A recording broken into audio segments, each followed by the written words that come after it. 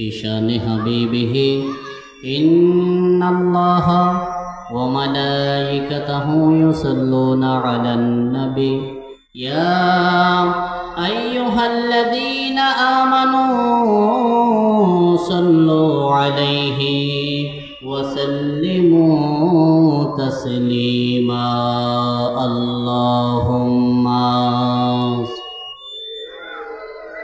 سيدنا مولانا محمد وعلى آله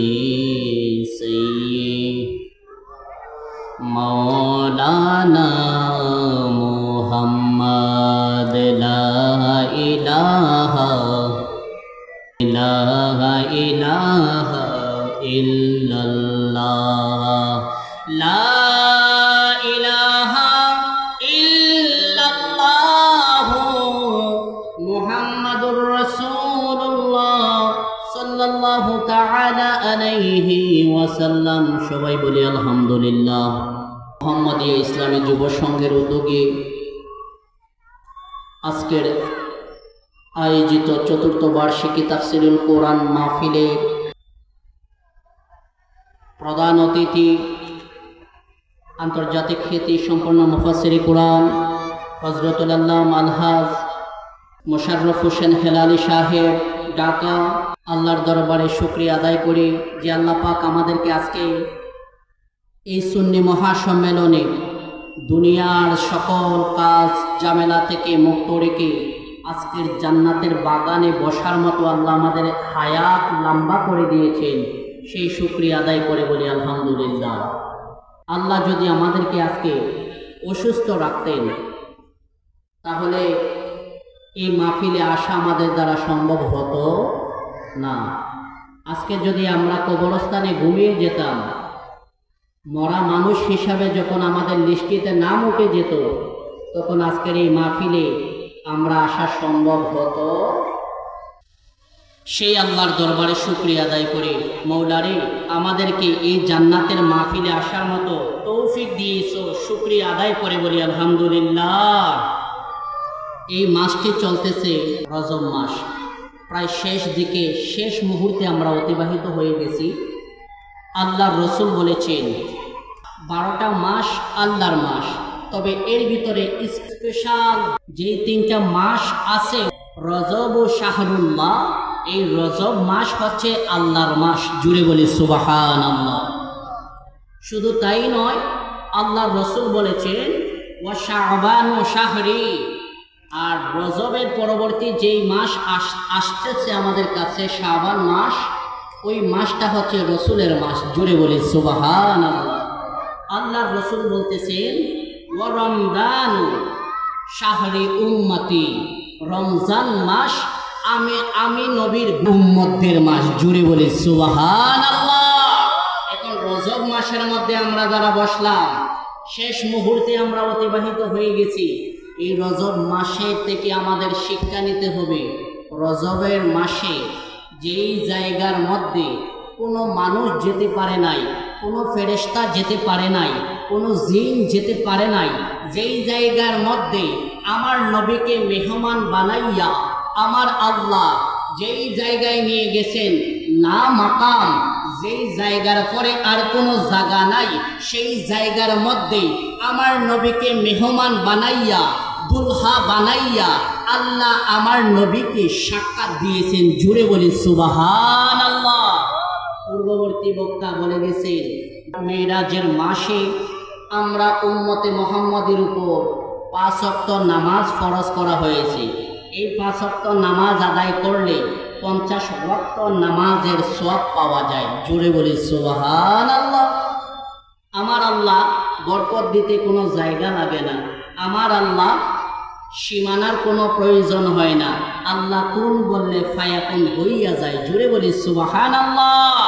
আমি রুহুল আমিন কাদেরী শ্রীমঙ্গলের সন্তান, আল্লাহর রহমতে যেহেতু বসলাম, কয়েকটা কথা বলার চেষ্টা করব আমাদের পরবর্তী বক্তা আসার আগ পর্যন্ত।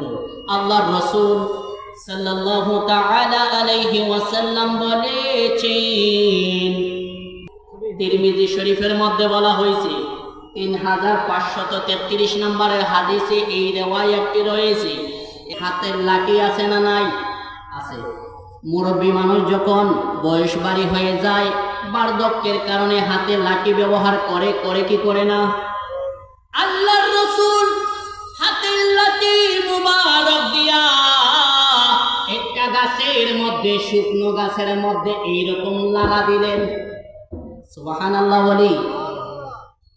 লাড়া দিতে দেরি, ওই গাছে আঘাত করতে দেরি, ওই শুকনো গাছের পাতাগুলা জোরে জোরে পড়ে গেল।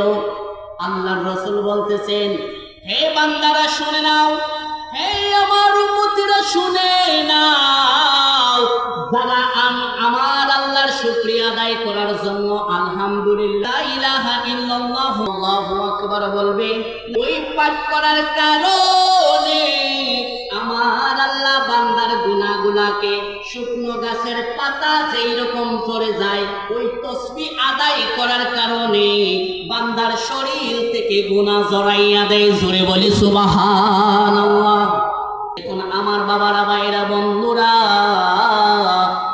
আল্লাহ বলেছেন কু আনফুসিকুম ওয়া আহলিকুম নারা। জোরে বলি সুবহানাল্লাহ। আল্লাহ বলছেন জাহান্নাম তৈরি করছি আমি আল্লাহ, জান্নাতও তৈরি করছি আমি আল্লাহ। তবে বান্দাদেরকে ইখতিয়ার দিয়েছি, ভালো কাজ করার ক্ষমতা দিয়েছি, গুনাহের কাজ করার ক্ষমতা দিয়েছি। এখন তোমরা বিবেচনা করো, জান্নাতে যাবে না তোমরা জাহান্নামে যাবে? বান্দা ভালো কাজ করলে জান্নাতে যায়, আর বান্দা গুনাহের কাজ করলে জাহান্নামের দিকে অগ্রসর হয়, ঠিক কিনা? এখন কেউ যদি জান্নাতি হয়, সে কি আমার বাবার বাড়িতে যাবে? না, তার কর্মের কারণে, আদবের কারণে সে জান্নাতি হবে, ঠিক কিনা? কোনো মানুষ আমল দিয়ে জান্নাতে যেতে পারবে না। প্রত্যেকটা বান্দাদেরকে আমার আল্লাহ দয়া করে, মায়া করে জান্নাত দান করবে। জোরে বলি সুবহানাল্লাহ। আল্লাহ বলেছেন ওই আয়াতের মধ্যে, আগে নিজে বাঁচো জাহান্নামের আগুন থেকে, আগে নিজে বাঁচো, তারপরে নিজের পরিবার আহালদেরকে বাঁচাও। জোরে বলি আল্লাহু আকবার। জাহান্নামের আগুন থেকে আমাদের বাঁচার দরকার আছে না নাই? আরো জোরে কোন আছে না নাই? ওই জাহান্নামের বর্ণনা দিতে যাইয়া আল্লাহর রাসূল সাল্লাল্লাহু তাআলা আলাইহি ওয়াসাল্লাম যে হাদিসটি বলতেছি, ওই আল্লাহর কোরআনের 15 নম্বর পারা সূরা বনি ইসরাঈলের প্রথম আয়াতের মধ্যে আমার আল্লাহ বলেছেন, সুবহানাল্লাযী আসরা বিআবদিহি লাইলাম মিনাল মাসজিদিল হারামি ইলাল মাসজিদিল আকসা ইলা আখিরিল আয়া। আমার আল্লাহ আমার নবীকে এই দুনিয়ার জমিনে বাইতুল্লাহ থেকে, কাবা থেকে বাইতুল মুকাদ্দাসে আমার নবীকে সফর করাইলেন। এটা হলো ইসরা। আর বাইতুল মুকাদ্দাস থেকে 7 আসমান 7 জমিন অতিক্রম করাইয়া আমার আল্লাহ আমার নবীকে যে সফর করাইছেন, ওই সফরের নাম মেরাজ। জুড়ে বলি সুবহানাল্লাহ। আমরা যারা দুনিয়ার জমিনে আছি, আমাদেরকে জাহান্নামের আগুন থেকে বাঁচার দরকার আছে না নাই? আমরা জাহান্নাম থেকে বাঁচতে চাই কি চাই না? আমি যে কথাটি বলতেছি, আল্লাহর রাসূল সাল্লাল্লাহু তাআলা আলাইহি ওয়াসাল্লাম জান্নাত পরিদর্শন করার পর, জান্নাত দেখার পর কিছু দূর সামনে অগ্রসর হলেন। হওয়ার পর আল্লাহর রাসূল জাহান্নামের সামনে গেলেন। জোরে বলি সুবহানাল্লাহ। নারে তাকবীর, আল্লাহু আকবার, নারে রিসালাত, ইয়া রাসূলুল্লাহ, আহলে সুন্নাত ওয়াল জামাত জিন্দাবাদ জিন্দাবাদ। বিশেষ বক্তার আগমন, শুভেচ্ছা স্বাগতম। নারে তাকবীর। সবাই বলি আলহামদুলিল্লাহ। এখনো যারা বাহিরে আছেন সবাইকে বলবো, সুরলিত কণ্ঠের অধিকারী আমাদের রূপসপুর জামে মসজিদের সম্মানিত খতিব মহোদয় হযরত মাওলানা হাফেজ জুনায়েদ আহমেদ আল ইসলাহি সাহেব আমাদের সামনে উপস্থিত হয়েছেন। আল্লাহ পাক আমাদেরকে তারা এই প্যান্ডেলে বিস্তরে আসিয়া জান্নাতের বয়ান শোনার মতো আমাদেরকে তৌফিক দান করুক। সবাই বলি আল্লাহুম্মা আমিন। যেই বর্ণনা বললাম, আল্লাহর রাসূল বলেছেন তাফসিরে ইবনে কাসিরের মধ্যে ৫ম খণ্ড ১৪ নম্বর পৃষ্ঠার মধ্যে উল্লেখ, আল্লাহর রাসূল বললেন, আমি রাসূল যখন জান্নাত দেখার পরে সামনে যখন অগ্রসর হলাম, সামনে অগ্রসর হওয়ার পরে একজন ব্যক্তির সাথে সাক্ষাৎ হলো। সে হলো ওই জাহান্নাম, যেই জাহান্নাম আছে ওই জাহান্নামের ফেরেশতা যাদেরকে নিয়োজিত করা হলো, ওই ফেরেশতাদের সর্দারের সাথে নবীর সাক্ষাৎ হয়েছে। তার নাম হলো মালিক। জাহান্নামের ফেরেশতা প্রধান যিনি, তার নাম হচ্ছে মালিক ফেরেশতা। আল্লাহর রাসূল ওই মালিক ফেরেশতাকে সালাম প্রদান করলেন। প্রদান করার পরে ওই মালিক ফেরেশতা আল্লাহর রাসূলের সালামের জবাব দিলেন। জুড়ে বলি সুবহানাল্লাহ। আল্লাহর রাসূল বললেন, আমি ওই অবস্থায় সালাম দেওয়ার পর মেরাজে যখন গেলাম, যাদেরকে সালাম দিয়েছি সবাই হাসি মুখে আমি রাসূলের সালামের জবাব প্রদান করেছে, উত্তর দিয়েছে। কিন্তু আমি আশ্চর্য হয়ে গেলাম, যখন মালিক ফেরেশতা জাহান্নামের ফেরেশতাকে আমি সালাম দিলাম, সালাম দেওয়ার পর ওই মালিক ফেরেশতার মুখের মধ্যে আমি হাসি দেখতে পাই নাই। কারণ কি? জিবরাইল বলতেছেন, ইয়া রাসূলুল্লাহ, ওই মালিক ফেরেশতাকে আমার আল্লাহ সৃষ্টির শুরু থেকে যখন ওনাকে তৈরি করলেন, জাহান্নামের ফেরেশতার মূল হেফাজতকারী, আযাবের ফেরেশতা হিসাবে যাকে রেখেছেন, ওই মালিক ফেরেশতা উনি সৃষ্টি হওয়ার পর থেকে কখনো মুখে হাসি আসে নাই। জোরে কই সুবহানাল্লাহ। জীবনে হাসে নাই, ওনার মুখে জীবনে হাসি কি জিনিস সেটা দেখা যায় নাই। রাসূল বলতেছেন তার কারণ কি? জিবরাইল বলতেছে, ইয়া রাসূলুল্লাহ, ইয়া হাবিবাল্লাহ, যেহেতু মালিক ফেরেশতা দুনিয়ার সকল মানুষ কথা বললে মিষ্টি মুখে কথা বলে, হাসি মুখে কথা বলা সুন্নত। আর ওই মালিক ফেরেশতা আল্লাহর বেগুনা মাসুম ফেরেশতা, ওই ফেরেশতাকে সালাম দেওয়ার কারণে এমন কেউ নাই আপনি রাসূল সালাম দিলে আপনার সাথে হাসি মুখে কথা বলে। যেহেতু আপনি রাসূল সালাম দিয়েছেন, মালিক ফেরেশতার মুখের মধ্যে হাসি আসে নাই, বোঝা গেল হয়তোবা কিয়ামত হয়ে গেল মালিক ফেরেশতার মুখে হাসি আসবে না। জোরে বলি আল্লাহু আকবার। কারণ কি? কারণ উনি আযাবের প্রখরতা দেখার কারণে উনার ভিতর থেকে হাসি কি জিনিস সেই জিনিসটা হারাইয়া গেছে। জোরে বলি আল্লাহু আকবার। এখন ওই জাহান্নাম কত ভয়ানক, যে মাসুম ফেরেশতা যাদের জান্নাতের দরকার পড়ে না, জাহান্নামের দরকার পড়ে না, যারা কোনো গুনাহ কি জিনিস তাও চেনে না, ওই মাসুম ফেরেশতা যখন দেখলেন ওই আযাবের প্রখরতা এত বেশি দেখার কারণে ফেরেশতা পর্যন্ত মুখের হাসি হারাই ফেলছে। জুড়ে বলি আল্লাহু আকবার। এখন আমরা যারা আছি, আল্লাহর রাসূলের হাদিস বুখারীর riwayat 4741 নম্বর হাদিসের মধ্যে বর্ণনা পাওয়া যায়, আমার রাসূল বলেছেন, আখিরি জামানের মধ্যে যারা আসবে শুনে নাও, কিয়ামতের ময়দানে 1000 মানুষের মধ্যে কয় হাজার? 1000। আল্লাহর রাসূল বলেছেন 1000 মানুষের মধ্যে জান্নাতি হবে একজন। কয়জন? একজন। আর বাকি 999 জন হবে জাহান্নামে। জোরে বলি নাউজুবিল্লাহ।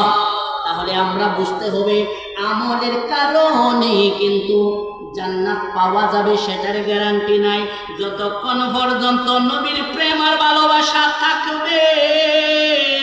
রাসূল বলেন, ওয়াজাবাত লাহু শাফাআতি ইয়াউমাল কিয়ামা, আমি নবীর মোহব্বত যার ভিতরে আছে, রওজা যারা জিয়ারত করে, তাদের জন্য আমি রাসূল কিয়ামতের দিন সুপারিশ করে জান্নাতে পৌঁছাই দিব। জোরে বলি আল্লাহু আকবার। এখন আমাদের সমানে 1 মিনিট সময়, আমাদের সমাজে আমরা চাই টাকাওয়ালা হইতে, আমরা চাই সম্পদওয়ালা হইতে, আমরা জিনিস চুরি করে খাই, মানুষের জিনিস না বইলা খাই, এইগুলো হচ্ছে আরেকজনের হক। এখন আপনি আরেকজনের হক খাইলেন, আবার জান্নাতের যাওয়ার আশা রাখেন, জীবনেও কখনো জান্নাতে যেতে পারবেন না। কারণ যেই ব্যক্তির জিনিস আপনি খাইছেন, সেই ব্যক্তি যদি আপনাকে ক্ষমা না করে, খোদার কসম আল্লাহ আপনাকে ক্ষমা করবে না। ঠিক না? পরে বিচার হবে কর্ম অনুসারে কঠিন হাসরে, বিচার হবে কর্ম অনুসারে। খাইলা তুমি পরের দন, হিসাব নিবে কিন্তু মাওলা দন, হিসাব দিতে হবে হাসরের ময়দানে, ঠিক কিনা? দুনিয়াতে ছাড় পাবেন, কিয়ামতে ছাড় পাওয়া যাবে না। ওরে খাইলা তুমি পরের দন, হিসাবে নিবে কিন্তু মাওলা দন, ওরে দিতে হবে হাসরের ময়দানে। ওরে না দিতে পারিলে জবাব, খাইবা তুমি পাইবা না মাপ, আল্লাহ তাআলা ধরবে যে বিচারে কঠিন হাসরে। বিচার হবে কর্ম অনুসারে। আল্লাহ আমাদেরকে যতদিন বাঁচাইবে ইজ্জত বজায় রেখে আহলে সুন্নাত ওয়াল জামাতের পথে এবং মতে থেকে জীবন পরিচালনা করার তৌফিক দান করুক। সবাই বলি আমিন। ওয়া আখিরি দাওয়ানা আনিল হামদুলিল্লাহি রাব্বিল আলামিন। আসসালামু আলাইকুম ওয়া রাহমাতুল্লাহি ওয়া বারাকাতুহু। মারহাবা।